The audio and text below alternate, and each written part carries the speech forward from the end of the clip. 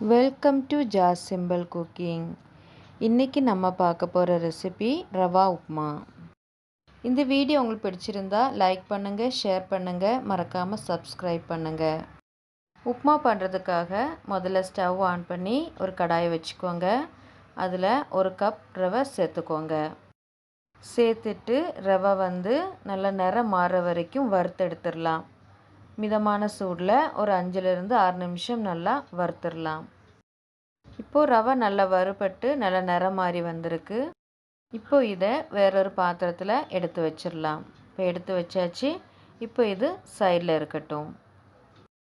அதுக்கப்புறமா stove on பண்ணி ஒரு கடாய் வச்சுக்கோங்க. அதில் 4 ஸ்பூன் போல் எண்ணெய் சேர்த்துக்கோங்க.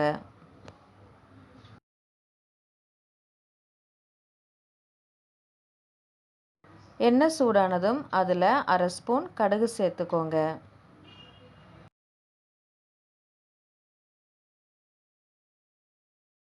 அதுக்கப்புறமா 1/2 ஸ்பூன் உளுத்தம்பருப்பு சேர்த்துக்கோங்க.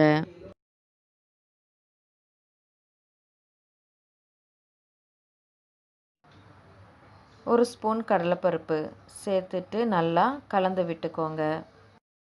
கடுகு நல்லா பொரிஞ்சு உளுந்தும் கடலைப்பருப்பும் நல்லா வறுபடுற வரைக்கும் வறுத்துடலாம். இப்போது கடுகு நல்லா பொரிஞ்சிட்டு உளுந்தம்பருப்பும் கடலைப்பருப்பும் நல்லா வறுபட்டுடுச்சு. இப்போ நாம் இதில் பச்சை மிளகாய் சேர்த்துடலாம்.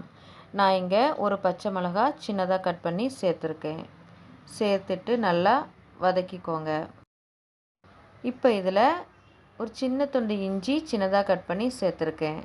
சேர்த்துட்டு லைட்டாக வதக்கிக்கோங்க.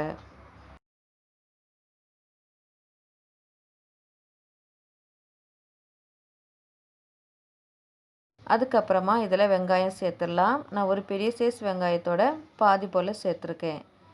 நல்லா சின்னதாக கட் பண்ணி சேர்த்துருக்கேன். சேர்த்துட்டு ஒரு நிமிஷம் வதக்கிக்கோங்க.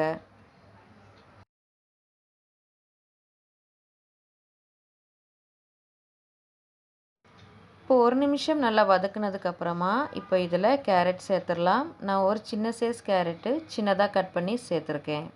கூடவே பீன்ஸ் சேர்த்துடலாம். 4-5 போல் பீன்ஸு சின்னதாக கட் பண்ணி சேர்த்துருக்கேன். இப்போது ரெண்டையும் சேர்த்து நல்லா கலந்து விட்டுக்கலாம்.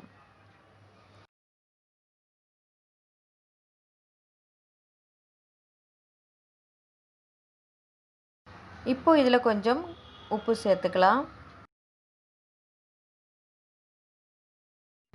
கூடவே கருவேப்பிலையும் சேர்த்துக்கோங்க. சேர்த்துட்டு நல்லா கலந்து விட்டுக்கோங்க.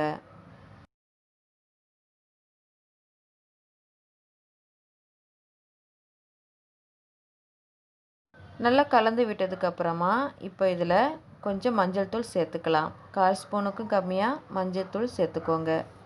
ஒரு கலருக்காக தான் மஞ்சள் தூள் சேர்த்துருக்கேன். இப்போது இதை நல்லா கலந்து விட்டுக்கலாம். 2 நிமிஷத்துக்கு காயெல்லாம் வேகிற வரைக்கும் வெயிட் பண்ணுவோம். இப்போது 2 நிமிஷம் போல் ஆயிருக்கு. இப்போ நாம் இதில் தண்ணி சேர்த்துடலாம். நான் இங்கே 1/4 கப்பு தண்ணி சேர்த்துருக்கேன். 1 கப் ரவைக்கு 1/4 கப் தண்ணி சரியாக இருக்கும். சேர்த்துட்டு நல்லா கலந்து விட்டுக்கோங்க. இது நல்லா கொதிக்கிற வரைக்கும் வெயிட் பண்ணுவோம்.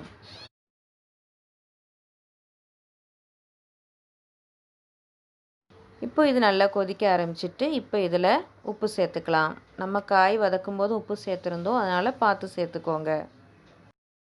நல்லா கலந்து விட்டதுக்கப்புறமா இப்போ நாம் இதில் ரவை சேர்த்துடலாம். ரவையை கொஞ்சம் கொஞ்சமாக சேர்த்து நல்லா கலந்து விட்டுக்கோங்க.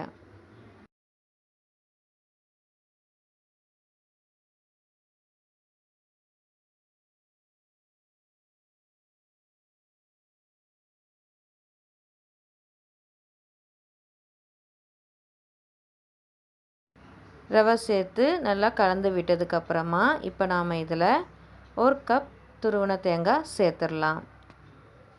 சேர்த்துட்டு நல்லா கலந்து விட்டுக்கோங்க. ஒரு 2-3 நிமிஷத்துக்கு நல்லா கலந்து விட்டுக்கிட்டே இருங்க.